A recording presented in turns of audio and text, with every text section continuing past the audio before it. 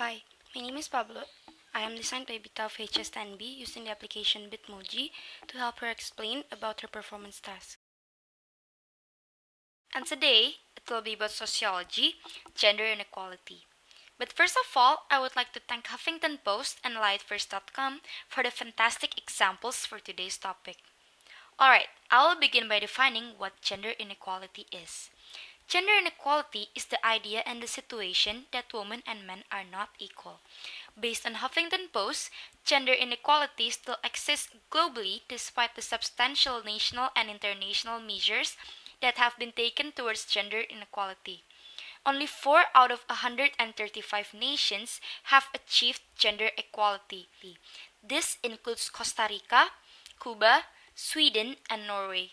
And did you know that Yemen was scored the lowest across all dimensions? Crimes against women, according to Huffington Post, consist of violence, murder of women, and war rape. Actually, causes of gender inequality varies throughout the world.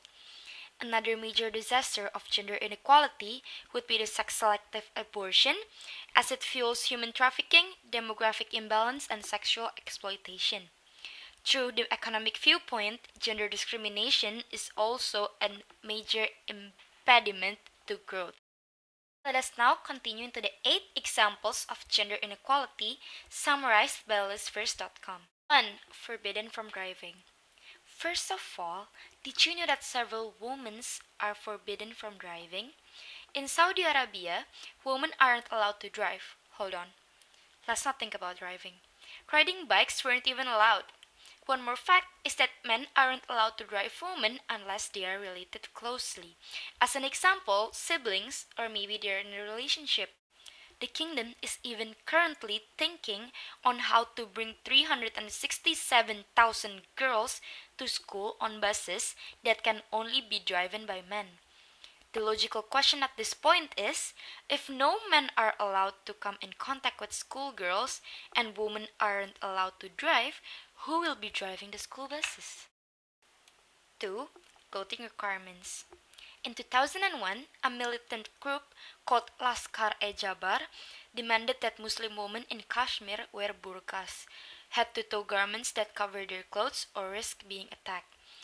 The third one will be the right to divorce. In many countries, while husbands can divorce their spouses easily or often insinuously through the oral repudiation, wives' access to divorce is often extremely limited, and they frequently confront near insurmountable legal and financial obstacles. In Lebanon, battered women cannot file for divorce on the basis of abuse without the testimony of an eyewitness. Number 4 right here would be a bit surprising, as this used to happen to our country years ago. Did you remember about how Raden Ajeng Kartini strived and tried her best to give women an opportunity at education? Thanks to Raden Ajeng Kartini, girls are now able to study at school alongside with the boys, besides doing cooking and cleaning up the house. However, in many areas of Afghanistan, cultural factors related to the correctness of sending girls to school, reluctance to send girls and boys to the same school after third grade, as well as the perceived and real security threats related to girls walking to school and attending classes, all contribute to slowing down the enrollment of girls in school. Likewise, the enormous lack of female teachers who are fundamental in a country where girls cannot be taught by a man after a certain age is having a very negative impact on a girl's education. In number 5, we have rights to travel. Husbands in Egypt and Bahrain can file an official complaint at the airport to forbid their wives from leaving the country for any reason. In Syria, a husband can prevent his wife from leaving the country. While in Iraq, Libya, Jordan, Morocco, Oman, and Yemen, married women must have their husband's written permission to travel abroad, and they may be prevented from doing so for any reason. This number 6 was alike to what we have talked about in the first place. It is about violence, and yes, number 6 is victims of violence.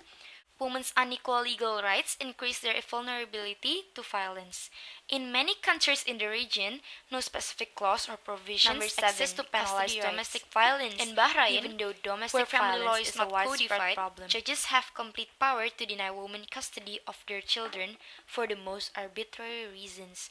Bahraini women who have been courageous enough to expose and challenge these violations in 2003 were then sued for slander by 11 family court judges. The last but not the least would be female infanticide, which is a one child policy. Like what we have studied in geography, it is a part of the family planning policy based on the population planning policy of China.